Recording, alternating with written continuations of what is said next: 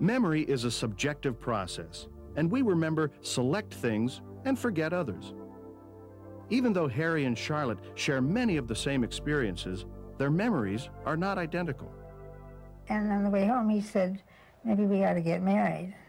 I think I said, shouldn't we get married? He'd asked me to go someplace. I think the question went like, we'll get married, won't we? Something like that. And he said, of course, oh, of course. Yeah. So we did. Why do we remember what we remember? What is memory? Memory is a set of interrelated processes that allows us to access and store information over a long period of time, from only a few seconds to maybe our entire lives. It would be almost impossible to conceptualize an independent life without good use of memory. We have to remember on almost a daily basis to pick up something at the store, to go to a doctor's appointment, to take medications, to take children to a specific place. That's called prospective memory. There are other memory tasks we have to do for independent life as well. We have to remember the names of our family and friends, for example.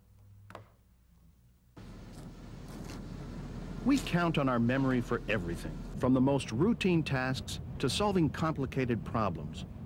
Usually our memories are reliable, but sometimes they fail us when we miss the answer on a test we know we knew but couldn't remember, or forget an appointment. How does memory work? Human memory is made up of 3 stages: encoding, storage, and retrieval. Encoding consists of getting the information and manipulating it in some way so that you can store it or keep it for a long period of time. So storage is just the process whereby you actually are keeping the information in mind.